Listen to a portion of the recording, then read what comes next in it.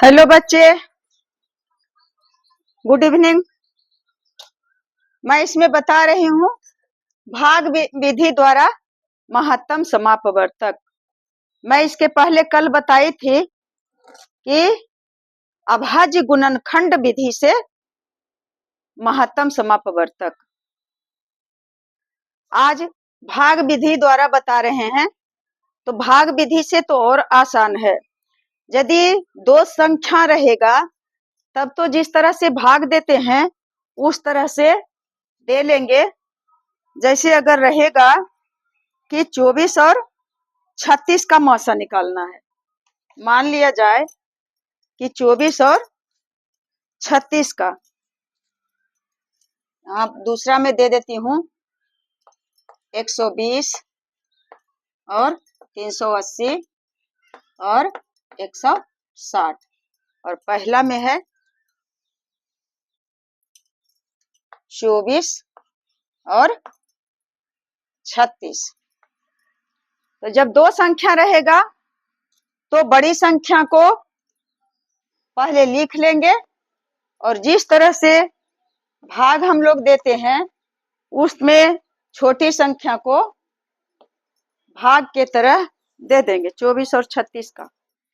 तो 24 दूना 48 होगा, एक ही बार लगेगा। 24 को लगा लिए, 6 में से 2 गया, कितना बच गया? 4 2 6, और 3 में से 2 गया, बच गया 1, शेष बच गया 12। और इस 12 को इस तरह से घेर लेंगे और इसे भाजक बना देंगे, और यहाँ का जो भाजक है वह यहाँ ला करके भाज्य बना दिए। 24 को यहाँ उतार लिए, अब लगाएंगे तो लगेगा ही जितना सीढ़ी बने, लेकिन एक बार लास्ट में कटेगा ही। 12 दूना 24 कट गया। अब क्या मिल गया? इधर वाला नहीं, जब लास्ट में लास्ट जो सीढ़ी रहेगा उस वाली संख्या को महत्तम समापवर्तक कहेंगे। कितना आ गया? महत्तम स से समापवर्तक, म से महत्तम और स से समापवर्तक बराबर कितना आ गया? 12। इसका आंसर आ गया कितना? म स बराबर 12। कैसे आया इसमें बता ही दिए।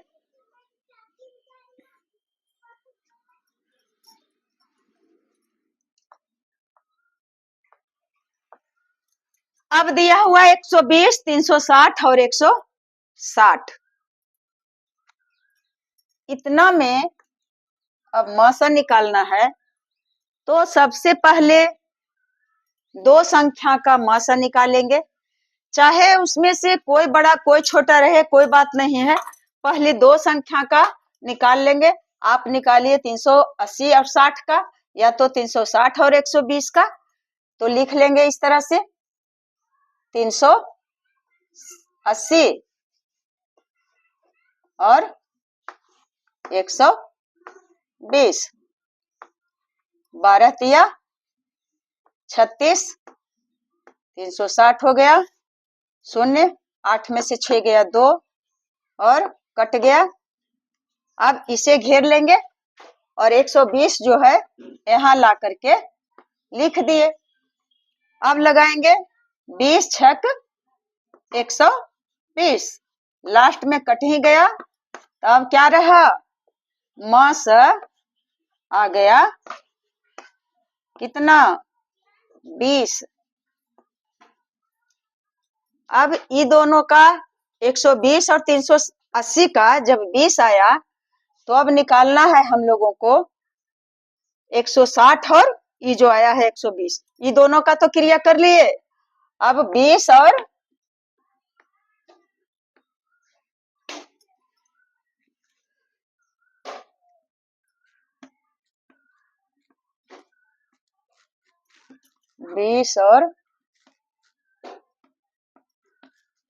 160 का,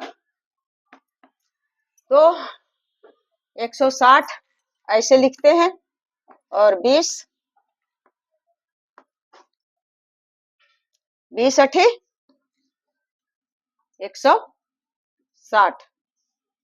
बहुत कम समय लगा, यहाँ क्या जरूरी है इतना छेकना। 160 और 20 का निकालेंगे तो 20 छक 20 चलते 20 160। इतना में ही एक ही सीढ़ी में कट गया। तो अब आ गया लास्ट में जो आता है वही म स रहता है, महत्तम समापवर्तक। तो म स बराबर कितना आ गया?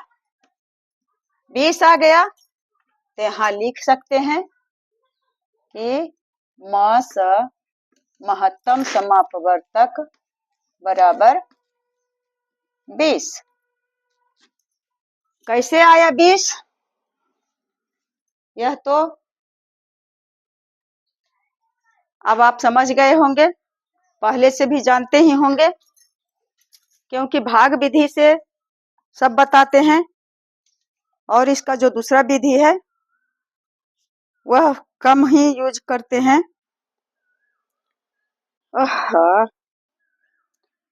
तो अतः लास्ट में लिख सकते हैं, म स पूछ रहा है तो म स ही लिखेंगे। अभिष्ट संख्या लिखना क्या जरूरी है? अभिष्ट संख्या यानी जो खोज रहे थे, ढूंढ रहे थे, वह संख्या प्राप्त हो गया। कितना? 20। अब मैं इसे मिटाऊं और